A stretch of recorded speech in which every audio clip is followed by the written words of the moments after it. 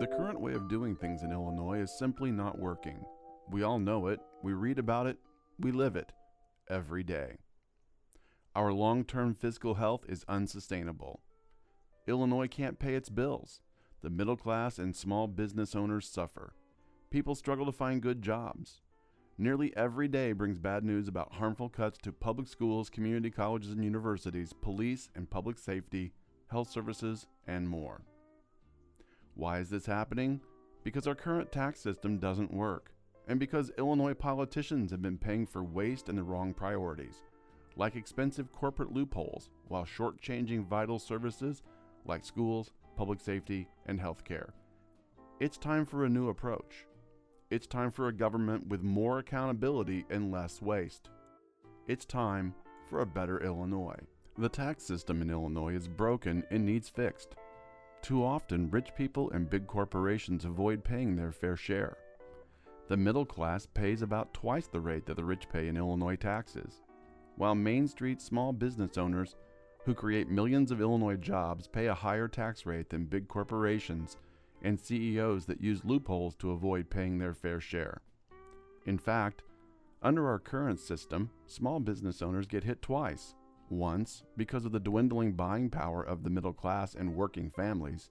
Second, by an unfair tax code, which requires a storekeeper on Main Street to pay even higher rates than a millionaire CEO. Illinois' so-called flat tax isn't actually flat, and it certainly isn't fair. We need a tax for individuals and corporations where higher rates apply to higher income levels and lower rates to lower income levels. The federal government and 33 other states, including most of Illinois' neighbors, tax income at different rates based on people's ability to pay. But many people don't understand how it works. To make matters worse, our opponents often use misleading and sometimes false information to confuse the public. Let's look at how a graduated system might work in Illinois. Here are three different hypothetical Illinois families. Mary, a single mother of two, owns a small bakery and is the only breadwinner in the family. She earns about $47,000 a year after paying her expenses and taking credit for her deductions. Under our current flat income tax of 5%, Mary writes a check to the state of Illinois for $2,350 on April 15th.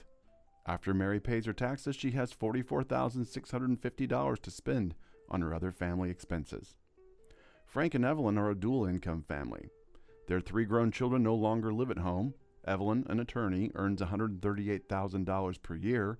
Frank is a public school guidance counselor and is 2 years away from enjoying retirement, earning $90,000 this year. Their youngest is in her junior year at the University of Illinois. Frank and Evelyn will report $228,000 in income to the state of Illinois. Under the current 5% income tax, they pay $11,400 in state income taxes. They have $216,600 for other expenses. Mr. Charles Montgomery Monty Burns is Springfield's well-known nuclear power plant owner. Let's estimate his salary at $5 million per year. Under the 5% flat income tax, Mr. Burns currently pays $250,000 in state income tax. He's left with $4.75 million to spend on his expenses. On January 1st of 2015, the current Illinois 5% flat income tax is scheduled to fall back to 3.75% for all income earners, a move many politicians are already demanding the state allow to happen.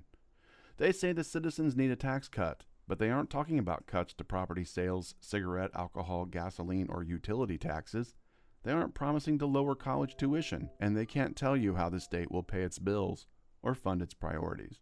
Mary, the baker, will receive a $587 cut, about $50 a month. Frank and Evelyn will save $2,850, over $237 a month. Mr. Burns will receive a tax cut of $62,500, more than Mary earns in a year and nearly twice the starting salary of most teachers. If the story ended right there, who wouldn't favor tax cuts for everyone? Everyone likes more money in their pockets, but the unfortunate truth surrounding the elimination of the temporary income tax increase is the state will lose nearly $2.7 billion in revenue. That's billion with a B. That loss of revenue will lead to larger class sizes at Frank's school and elimination of teacher, firefighter, and police jobs. These are the very community members that frequent Mary's store. cuts to funding for public universities may require Frank and Evelyn to pay even more toward their youngest daughter's college tuition. There is another way to fund our priorities. Let's look at a sample graduated income tax structure and see how it impacts our households. Let's use an idea from the Center for Tax and Budget Accountability to exempt any tax on the first $5,000 of income for everyone. Then let's reduce the rate on the next $20,000 and make it 3%. For income between $20,001 and $100,000, let's make that a 4% income tax rate. Let's have folks making between $100,001 and $200,000 continue to pay at the 5% rate. Then, let's raise the rate to 7% on income earners making $200,000 to $2 million a year. And finally, let's set the rate at 9% for income over $2 million. Let's look at how this graduated structure would impact our three families. First, Mary's tax bill. Well, 0 on the first $5,000, $450, 3% on the next $15,000, 4% on her final $27,000, which is $1,080. Overall, she pays $1,530 in tax on $47,000 in income. That's actually a rate of 3.3%, less than 3.75. Frank and Evelyn, how do they fare? On their total income of $228,000, their total tax bill is $10,610, or a rate of 4.7%, still lower than the 5% that they are paying now. How about Mr. Burns, Springfield's notorious CEO? Well, his total tax bill of $404,650 is an overall rate of 8.1%. Sure, Mr. Burns will have to pay in his fair share, but he'll still have over $4.5 million left to feed the hounds at Burns Manor. We need a modern, fair tax system. We need to get our priorities straight. We need to let the people decide on a better approach. It's about fairness, accountability, and the right priorities. It's about our future. Let's start this conversation.